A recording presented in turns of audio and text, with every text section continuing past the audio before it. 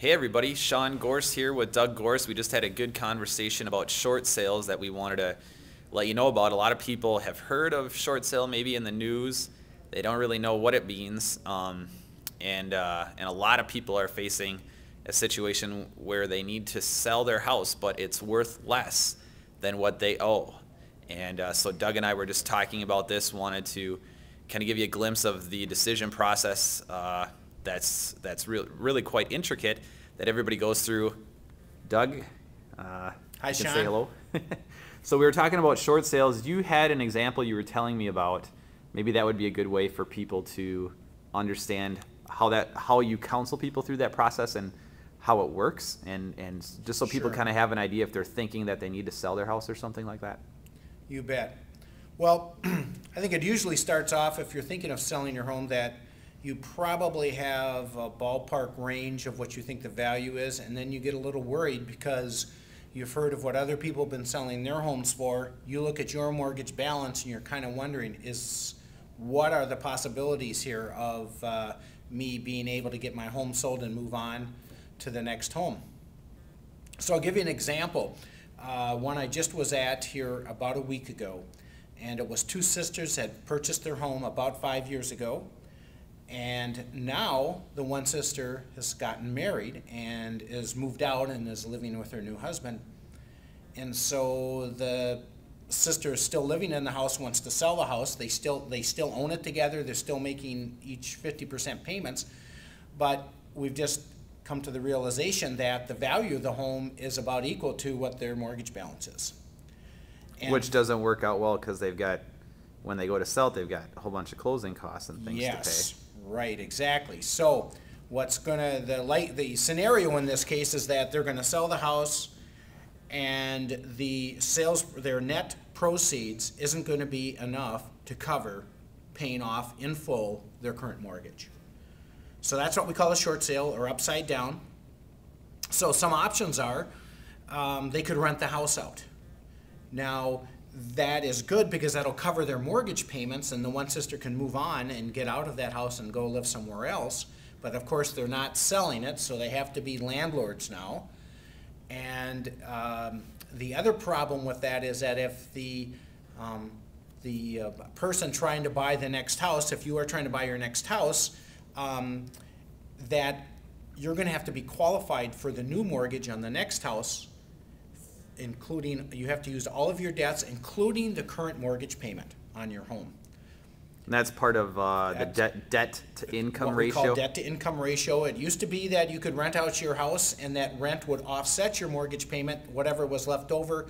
That would be the debt that they used to calculate your new ratio for the next home, the debt to income ratio. Well, they don't do that anymore.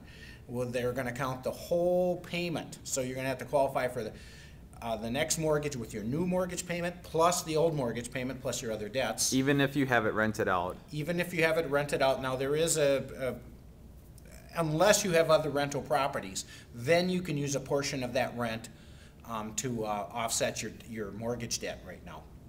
But if you don't have any rental experience, you got to make sure you're qualified. So these are some things you want to check out when you're in this process to make sure what possibilities there are for you. The other thing that they could do is to sell the house and just come to closing with cash to make up the difference between what their net proceeds are and what the mortgage balance is. And we've sold quite a few homes that way. The people have money in a savings account, a 401k, and they cash it in and they just make it even and everything's fine.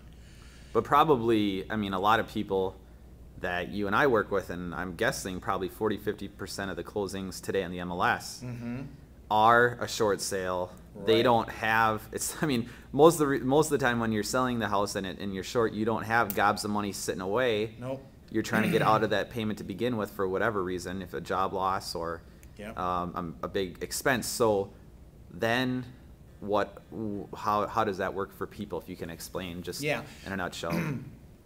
Well, a lot of people think that I have to be behind on my payments in order to try to work with the bank to get this accomplished. And the bank that you make your mortgage payments to, they want to get paid off in full, of course. Their worst case scenario, of course, is to have to take the house away from you through foreclosure process, and they don't want to do that either. So the kind of compromise is what we call a negotiated short sale, and that's where we find a buyer for your house. We go to the bank and say, well, looks like you're going to be short X amount of dollars that you don't have to make up the difference, and how can we work this out? And so sometimes the bank will say, fine, go ahead and sell it, and we'll just eat it, eat the difference. Mm-hmm. And other times they're going to try to make you as a homeowner say, hey, you have to live up to your obligations, and you have to somehow pay us back, and you're not going to get out of the shortage amount. And for some people that works. For other people is what we call a hardship, is they've got income, their income has changed and it's lower than what it used to be. So that's where we usually work with the bank in what we call a hardship situation, and the person does not continue to owe that money, and the bank just more or less forgives that debt at the time of closing, and so that we can get your house sold and you can move on to the next home. Now, there's a lot of ramifications for doing it that way, and that's a difference between a difference in how you, as a real estate agent, negotiate between if they have a first mortgage or if they have a second mortgage. Yeah. That makes a big second mortgage makes a huge difference. Which a lot of people have. Anybody who didn't put, like 20% down probably has a second mortgage. And you just brought up a point that I have been telling some people, is that they aren't in problems yet. They're thinking of maybe selling in the next 6 to 12 months. And I'm telling them, maybe we should just refinance now while you still have good credit and good income, and combine those into one mortgage and try to get your payments lower. That might even help you stay in your house longer than you wanted to, because the payments are lower, or it'll be easier to qualify for the next house. So that's one option too. Because the first mortgage, a lot of people might not know this, but first mortgages are treated differently in Minnesota if you had to go to foreclosure. Right. A first mortgagee cannot come back after you. Right. After the fact, after a foreclosure. So you've got a little bit more power negotiating with the first mortgage as a seller if you're trying to sell short. And just a point of caution here.